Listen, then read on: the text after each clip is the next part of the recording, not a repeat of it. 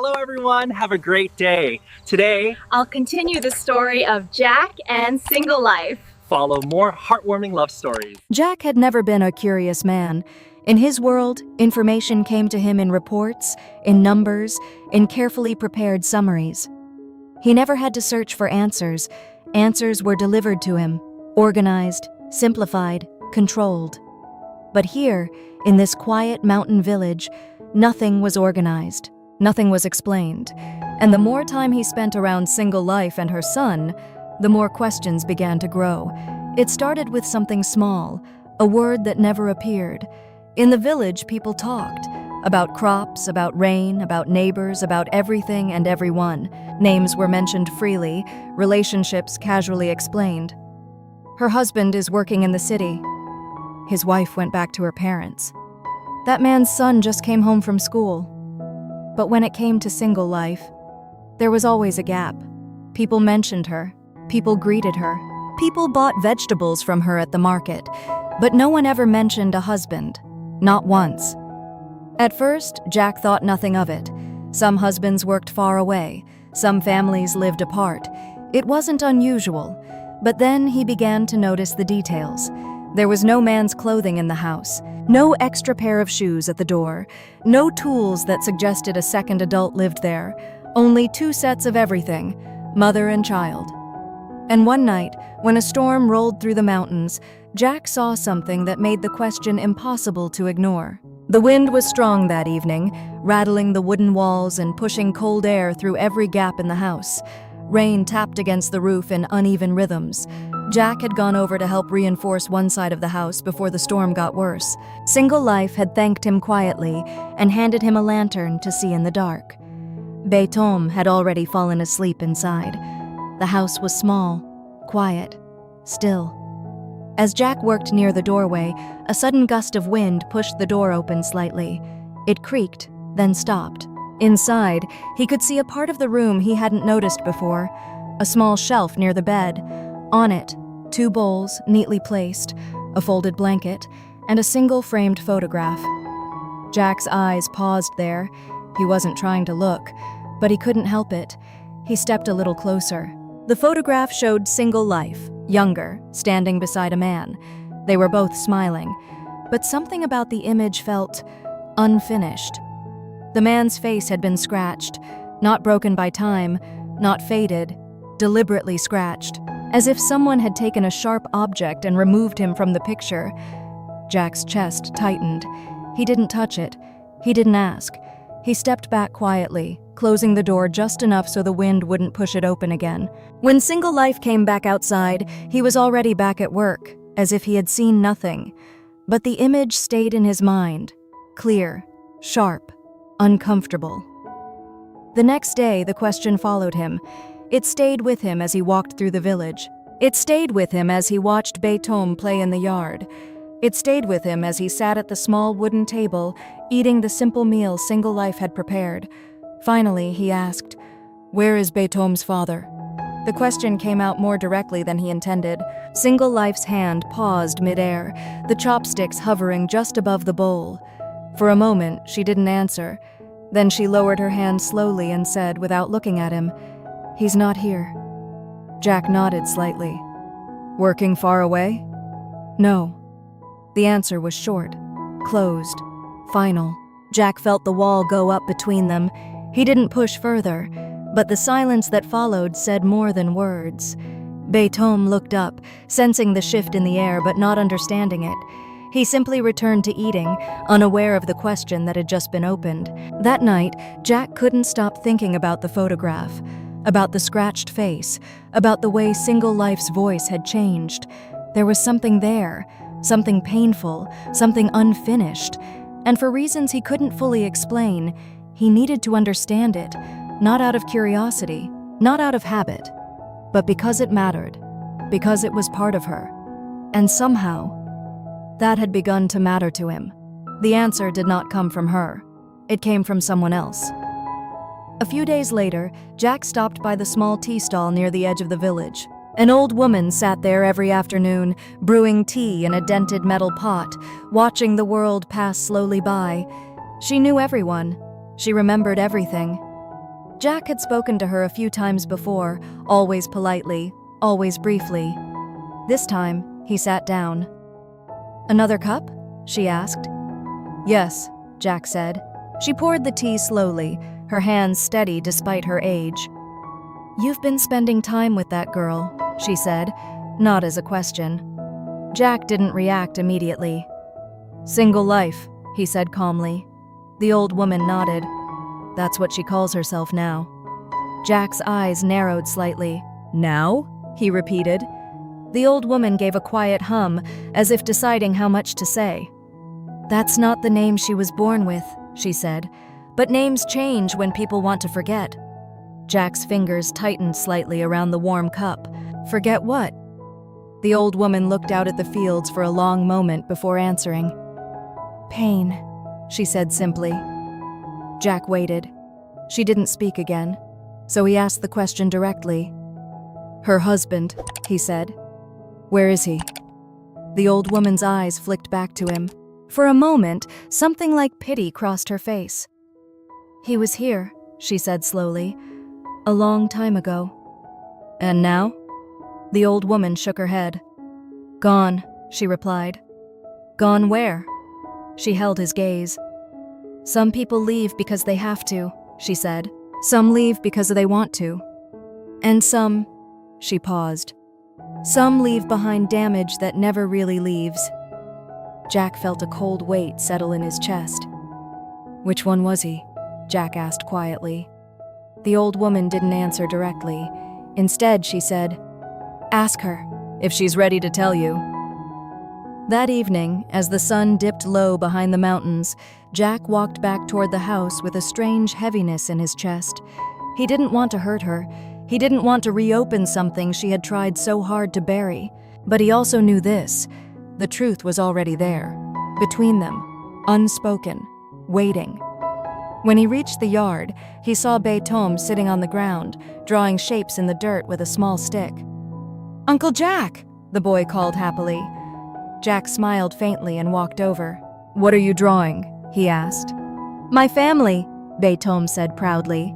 Jack looked down. 2 small figures, a taller one, and next to it, a space, blank, empty. Jack's chest tightened again. "Where is your father?" he asked gently. Beethoven didn't look up.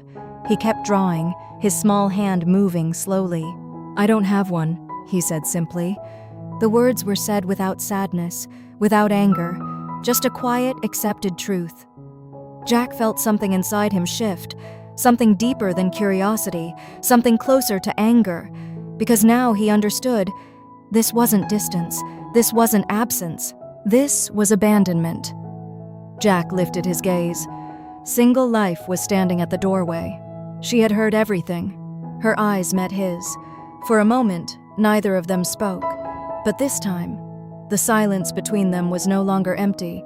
It was filled with a truth that was finally beginning to come out. The air between them felt different after that moment.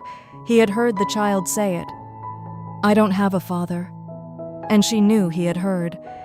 That night, Single Life didn't cook right away. She moved more slowly than usual, her hands quiet, her eyes distant. The small house felt heavier, as if the truth that had been avoided for so long had finally found its way inside. Jack didn't speak at first. He sat on the low wooden stool, watching her as she rinsed rice, the sound of water soft but steady in the silence. Finally, he said quietly, "You don't have to tell me anything you don't want to." Single Life's hands paused in the water. For a long moment, she didn't turn around. Then she said softly, "You already know enough to start asking questions." Jack didn't deny it. "I saw the photograph," he admitted. That made her freeze completely. The bowl slipped slightly in her hands, the water trembling. "And you still stayed," she said, her voice almost a whisper. "Yes." "Why?" Jack hesitated, because he didn't have a simple answer. Because the truth was something he was only beginning to understand himself. "Because leaving would have been easier," he said finally, "and I didn't want easy." Single Life closed her eyes briefly. Something in that answer broke through a wall she had built carefully for years. She dried her hands slowly and turned to face him. His name was Min, she said. It was the first time she had spoken it out loud in a long time. Beethoven's father. Jack listened, silent. We met in the city, she continued. I was working at a small restaurant. He came often. He talked a lot. He made promises. Her lips curved slightly, but there was no joy in it. He said he would take me away from all of it, that we would build a life together, that I wouldn't have to struggle anymore. Jack felt something tighten in his chest. He had heard stories like this before, but never like this. Not with her voice, not with her eyes. Did you love him? Jack asked quietly. Single Life looked at him. Yes, she said. I did. There was no hesitation. That made it hurt more. It was easy at first, she continued. We rented a small room. We didn't have much, but we were happy. Or at least, I thought we were.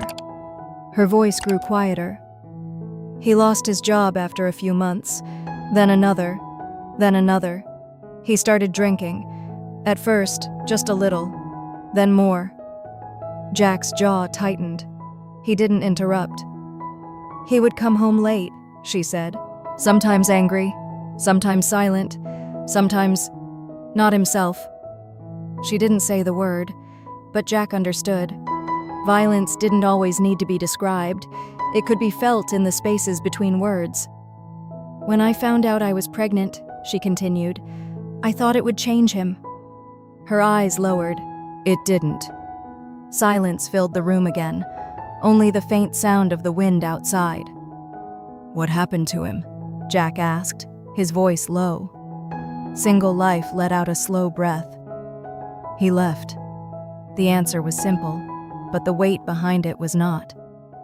He said he wasn't ready, said he didn't want this life, said I was a burden. She gave a small, bitter smile. Then he disappeared.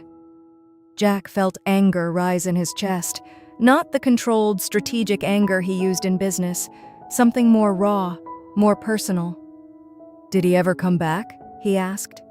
Single Life shook her head. No. And the photograph?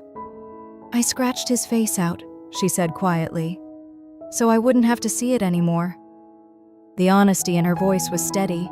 There was no self-pity, only truth. Beethoven stirred slightly in his sleep on the bed behind them. Single Life's eyes softened immediately as she looked at him.